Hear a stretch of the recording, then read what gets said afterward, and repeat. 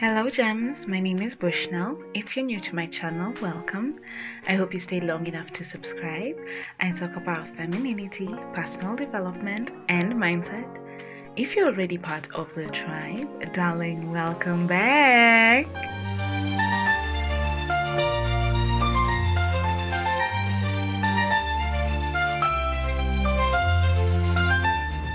In today's video, we will be discussing about boundaries for the first date.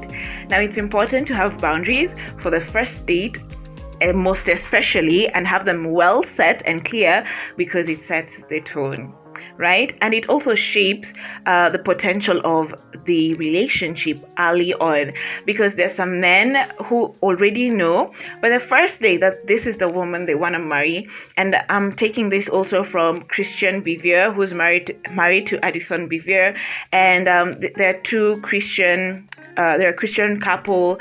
And if you know the Beveres, you know that they're good people to listen to. So shout out to her podcast, Dear Future Husband. Anyway, so here are a few boundaries that every woman should have. The first one is curfew. What time will you have to get home? What time do you need to make sure that man drops you back home? Right? Or that man gets you an Uber back home. If you don't want them to really know where you live just yet, that is okay. All right? Because there's some creeps, there's some psychos who will want to stalk you, and you don't want that. So maybe they're paying for your Uber back home, or you're driving back home if you drove yourself to the restaurant or wherever it is you had your first date. So what time? Make sure it's very clear, and make sure you yourself keep to that time. And so on the first day, make sure it's not way late, so there's no midnight. Okay, this is not Cinderella. Try making it earlier, like 10, so that you even have time to just talk to the Lord about it when you're not tired about how that date went, right? So you go back home also is very key. You're not going to his house, you're not going to a hotel, you're going back home after the date. The second thing is expectations.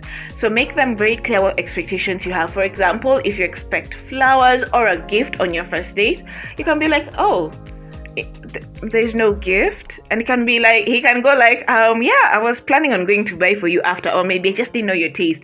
And he will know that when I'm meeting this lady, I need to be getting her gift. Or maybe picking you up. Like, you probably can drive, you probably can get an Uber, but you prefer if he picks you up and you head to wherever you guys are going. So let that be known. Let that be known with maybe you prefer to be Ubered. I remember I once dated someone who said, it's either I'm gonna pick you up or I'm gonna send you an Uber, but those are the two ways. He sets the tone already on that. So there are men who are willing to do that.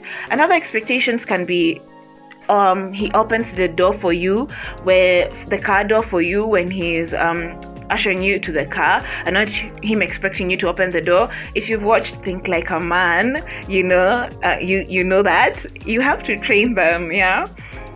And also just the chair being dragged for you, being dragged open for you, and also the time when he can call and say, oops, work got working, or my flight got delayed, or whatever it is that I can't have this date.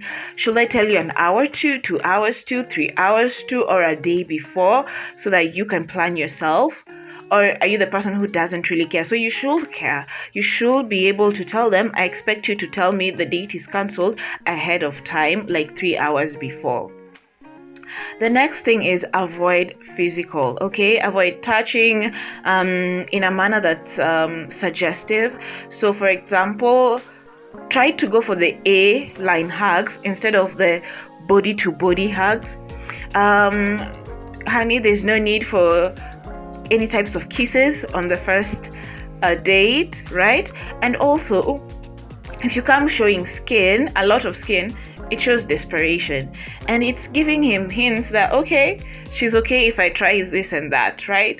Also, you avoid touching them suggestively. For men, a touch on the arm can be like, okay, this is a green light for me to also, put my hands on their waist, right? So also just watch for that. Avoid physical at all costs on the first date.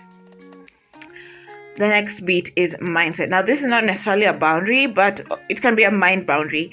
So make sure you go on a date where it's not, oh, I'm trying to make him like me, or does he like me, or is he attracted to me, or it's all about him.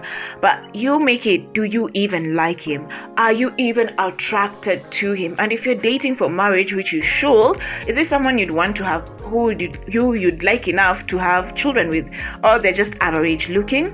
Is this someone there's that thing you can't just bypass? There's that red flag for you, and it just might be a for you red flag, right?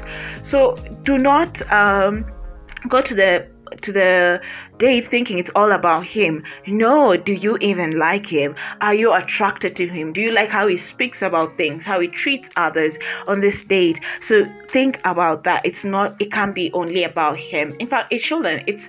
You're also going here as part of the package, right? In this relationship, you have to be attracted to him. And finally, ladies, men will test you. So you have to be clear and firm. They will test, how far can I go with this thing for her to say no?